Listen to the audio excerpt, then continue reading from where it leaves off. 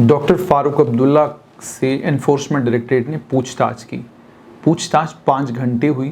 Doctor Farooq Abdullah पूछताछ के बाद जब बाहर निकले तो उन्होंने कहा कि एनफोर्समेंट डायरेक्टरेट मुझसे पहले भी बहुत सारे सवाल पूछ चुकी है, कुछ बचे हुए सवाल थे वो उन्होंने आज पूछे और मैंने जवाब दे दिए हैं। उसके बाद बार बार उनसे पूछा जाता रहा कि क्या आपको ये लग रहा है कि गुपकार डिक्लेरेशन में, गुपकार डिक्लेरेशन 2 खासकर, जिसमें पीपल्स डेमोक्रेटिक पार्टी की अध्यक्षा महबूबा मुफ्ती जो अभी रिलीज़ हुई हैं वो भी शामिल हुई और बाकी कश्मीर के तमाम राजनीतिक दलों के नेता वहाँ पे थे, तो क्या गुपकार डिक्लेरेशन के बाद ये जो आपको एनफोर्समेंट डायरेक्टरेट ने बुलाया है क्या आप उसको जोड़कर देखते हैं? तो डॉक्टर फारूक अब्दुल्ला ने कहा मुझे इस पर कुछ नहीं कहना है। डॉक्टर फारूक अब्दुल्ला रहे न रहे, लेकिन 370 की आर्टिकल 370 को रिस्टोर करने को लेकर और 35A को लेकर जो कोशिशें राजनीतिक दल कर रहे हैं वो कोशिशें जारी रहनी चाहिए। डॉक्टर फारूक अब्दुल्ला ने जो ये बयान दिया है, ये बयान दर्शाता क्या है? ये बयान 2 चीज़ों की तरफ इशारा करता है। पहली बात तो ये कि doctor Farooq Abdullah national conference का पॉलिटिकल वेट, राजनीतिक वजन नेशनल कॉन्फ्रेंस का कितना है, उस राजनीतिक वजन को लेकर बहुत कॉन्फिडेंट नजर आ रहे हैं। पीपल्स डेमोक्रेटिक पार्टी की अध्यक्षा महबूबा मुफ्ती जब तक 5 अगस्त से पहले एक बड़े राजनीतिक दल की नेता थी, लेकिन जो ही वो बुक हुई PSA के अंदर और उसके बाद हाउस अरेस्ट रही, उनकी पार्टी जो है वो बट गई और बिखर गई। वैसा ही कुछ हाल कांग्रेस का भी है।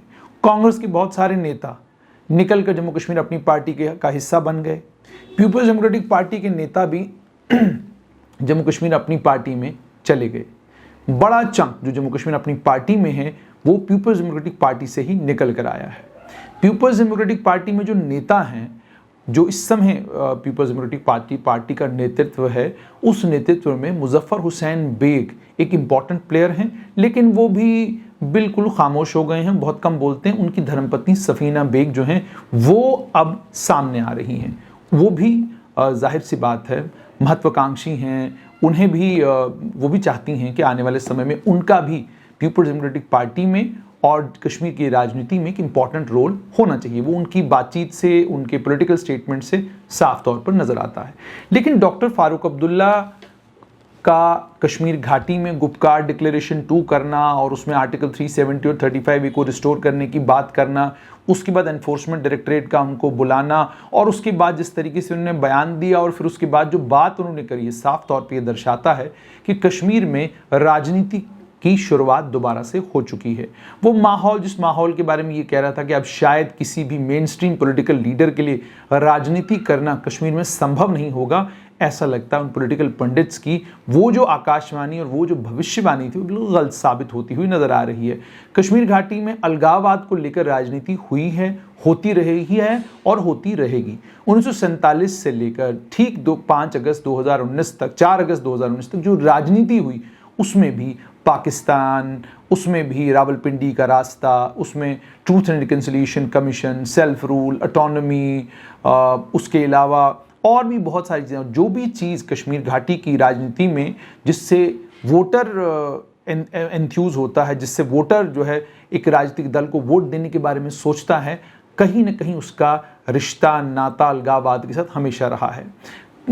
दिल्ली में सरकार किसी की भी रही हो, उनकी मंशा कश्मीर को लेकर कुछ भी रही हो, लेकिन जब कश्मीर घाटी की राजनीति की बात आती है तो वो तमाम चीज़ें, जिन तमाम चीज़ों को एक समय में एक समय खुद इन राजनीतिक दलों ने अपोज किया हो, वही चीज़ें आहिस्ता आहिस्ता राजनीति का एक बहुत बड़ा हिस्सा बन जाती हैं।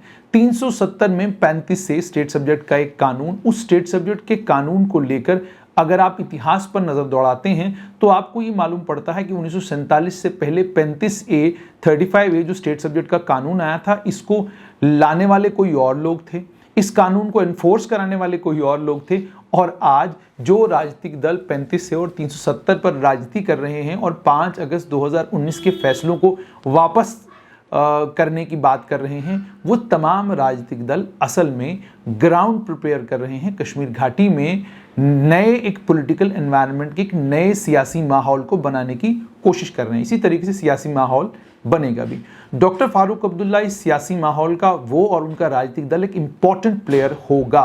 वो इसलिए इंपॉर्टेंट प्लेयर होगा क्योंकि 5 अगस्त 2019 के बाद हर राजनीतिक दल, जैसे मैंने आपको कहा कश्मीर घाटी में दूसरा बड़ा दल पीपल्स डेमोक्रेटिक पार्टी था लेकिन बिखर गया, और उसके अलावा जो बाकी छोटे छोटे दल हैं उनकी प्रेजेंस कुछ एक इलाकों तक सीमित है। भारतीय जनता पार्टी कितना भी क्लेम करे कि उनका कश्मीर घाटी में जनाधार है, उस क्लेम पर पूर्णतः विश्वास करना ज़रा मुश्किल है, क्योंकि कश्मीर घाटी में कांग्रेस जो बीजेपी के कंपैरेटिवली जिनका एजेंडा बीजेपी के कंपैरेटिवली, जिनकी विचारधारा, जिनकी सोच माइल्ड थी, कांग्रेस के नेताओं के लिए, कांग्रेस के बड़े नेताओं के लिए भी कश्मीर घाटी में अपना पॉलिटिकल वोट बैंक बनाना बहुत मुश्किल रहा। आज भी कश्मीर घाटी में 5 से 7 ऐसी कॉन्स्टिट्यूंसीज हैं, और अगर आप मैक्सिमम करें 12 असेंबली क्षेत्र ऐसे हैं जहां पर कांग्रेस का आपको वर्कर भी मिलेगा और मजबूत वर्कर मिलेगा। इसी तरीके से बीजेपी की भी अगर बात करी जाए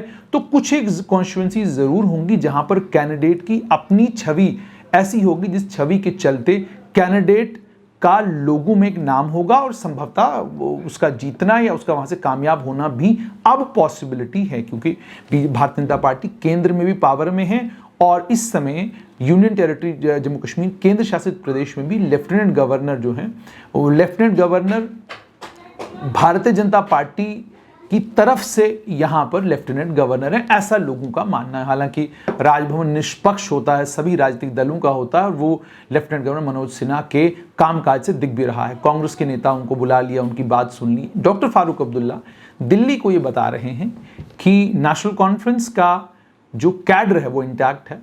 पार्टी का कोई भी नेता पार्टी छोड़कर 5 अगस्त के बाद से लेकर आज तक नहीं गया।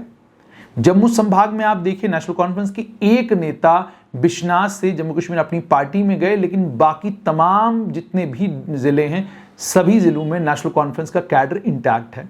500 है, 1000 वोटर है, 1500 वोटर है, 50,000 वोटर, लेकिन कैडर इंटैक्ट है। यानी लोगों के बीच में आज भी नेशनल कॉन्फ्रेंस का जोनल प्रेसिडेंट, नेशनल कॉन्फ्रेंस के प्रधान, वो सब आज भी अपने आप को नेशनल कॉन्फ्रेंस के साथ आइडेंटिफाई करते हैं। आप जम्मू में ही दाएं बाएं निकल जाएं तो आपको नेशनल कॉन्फ्रेंस का कैडर मिलेगा, और बातचीत में आपको कुछ भी कहे, लेकिन थोड़ी देर जब आप बातचीत करते हैं तो आपको मालूम पड़ता है ये नेशनल कॉन्फ्रेंस से हैं।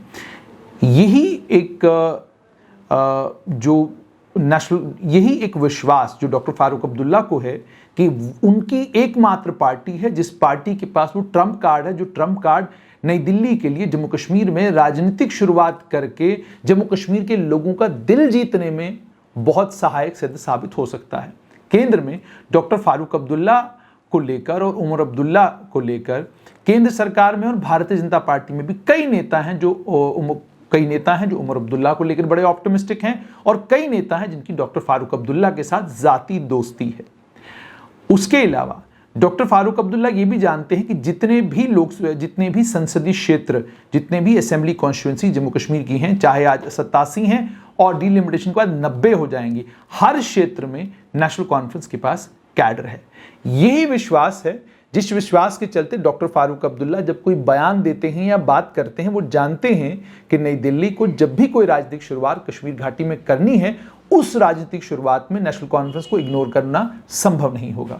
और एक और बड़ा फर्क जो डॉक्टर फारूक अब्दुल्ला और उनके पिता शेख मोहम्मद अब्दुल्ला में है। शेख मोहम्मद अब्दुल्ला को 1953 में कांग्रेस के सबसे कद्दावर नेता पंडित जवाहरलाल नेहरू के प्रधानमंत्री होने के कार्यकाल में उनको गिरफ्तार किया गया था। एक 22 साल तक वो राजनीति से बाहर रहे, और 22 साल में बहुत सारे मौके आए जहां पर वो कॉम्प्रोमाइज करके बाहर आ सकते थे, लेकिन उन्होंने नहीं किया। 1975 में जाकर उन्होंने कॉम्प्रोमाइज किया, वो बाहर आए और शेख इंदिरा अकॉर्ड हुआ, और उस शेख इंदिरा अकॉर्ड में डॉक्टर शेख मोहम्मद अब्दुल्ला ने वो तमाम चीज़ें मान ली जो तमाम चीज़ें केंद्र सरकार कह रहा था। यानी उन्होंने मान लिया कि जो संशोधन संविधान के अंदर जम्मू कश्मीर के संविधान, तब जम्मू कश्मीर का संविधान होता था, कॉन्स्टिट्यूशन होता था, जितने भी संशोधन कॉन्स्टिट्यूशन के अंदर किए गए हैं उन्हें वापस नहीं किया जा सकता। वो सारी बातें उन्होंने मानी। शेख इंदिरा अकॉर्ड हुआ और शेख मोहम्मद अब्दुल्ला जेल से बाहर निकलने के बाद जम्मू कश्मीर के मुख्यमंत्री बने। जब वो जेल गए थे तब प्रधानमंत्री थे, और जब जेल से बाहर आए तो तब मुख्यमंत्री बने। डॉक्टर फारूक अब्दुल्ला अच्छे से ये जानते हैं कि केंद्र सरकार भी जम्मू कश्मीर को दोबारा से राज्य बनाने को लेकर वचनबद्ध है। उन्होंने कह दिया है, लोकसभा के पटल पर खुद प्रधानमंत्री ने कहा था, बाद में राज्यसभा में इसको रिट्रेट किया था, हम जम्मू कश्मीर को पूर्ण राज्य का दर्जा उस समय देंगे जब हमें लगेगा कि वहां की लॉ एंड ऑर्डर सिचुएशन बिल्कुल ठीक है। और जिस कानून के तहत जम्मू कश्मीर को केंद्र शासित प्रदेश बनाया गया था, उसमें statement of objects and reasons, यानी क्यों हमने इस राज्य को यूनियन टेरिटरी बनाया, तो उसमें यह नहीं लिखा गया कि कोई जियोग्राफिकल रीजंस थे, कोई फिजिकल रीजंस थे ना, उसमें कह दिया गया लॉ एंड ऑर्डर की सिचुएशन को, वहां की गंभीर और चिंताजनक हालात को ध्यान में रखते हुए जम्मू कश्मीर को राज्य से केंद्र शासित प्रदेश बनाया जा रहा है। तो इस बात को समझना बहुत ज़्यादा ज़रूरी है कि वो केंद्र सरकार का खुद का वचन है कि हमने जम्मू कश्मीर को राज्य बनाना है। लेकिन जम्मू कश्मीर में जो राजनीति हुई और जिसके चलते अलगाववाद कश्मीर घाटी में एक बहुत बड़ी इंडस्ट्री बन गया था, उस अलगाववाद की इंडस्ट्री का जो असर पूरे कश्मीर घाटी में और जम्मू संभाग के बहुत सारे क्षेत्रों पर है, उस अलगाववादी असर को खत्म करना, उस अलगाववादी असर से लोगों को बाहर निकालना, इन तमाम चीजों में समय लगेगा। इसीलिए प्रधानमंत्री और गृह मंत्री लगातार कह रहे हैं कि जम्मू कश्मीर को पूरे देश के लिए हमने एक मॉडल डेवलपमेंटल स्टेट बनाना है। वो इशारा इसी तरफ है कि वो जानते हैं कि जम्मू कश्मीर में जो अलगाववाद के बीज बोए गए, जो सेपरेटिज्म के बीज बोए गए, वो इतने गहरे बोए गए हैं कि उसके कारण जो फसल उगी है, उस फसल को अब ठीक ठाक करने में और लोगों के अंदर से अलगाववाद की भावना को निकालने में और उनका विश्वास संविधान में और उस एक संविधान में जो संविधान पूरे देश पर लागू है, उस संविधान में उनका विश्वास बनाने में थोड़ा समय लगेगा। इन चीजों को ध्यान में रखते हुए केंद्र सरकार ने जितने भी बड़े बड़े राजनीतिक प्लेयर जम्मू कश्मीर में, उन सभी राजनीतिक प्लेयरों को अब रिहा कर दिया है। सभी राजनीतिक प्लेयर जो हैं वो अब फील्ड में हैं और अब इन राजनीतिक प्लेयरों ने लोगों के साथ संवाद शुरू करना है। लोग बड़े गुस्से में हैं, लोग बहुत नाराज हैं। इस गुस्से और नाराजगी को तमाम नेता भी जानते हैं और केंद्र सरकार भी जानती है। दोनों की असेसमेंट लोगों को लेकर बिल्कुल क्लियर है कि लोग बहुत गुस्से में हैं, बहुत नाराज हैं। लेकिन अब इस टेम्परेचर को आहिस्ता आहिस्ता नीचे लाना है। तो कैसे लाया जाए?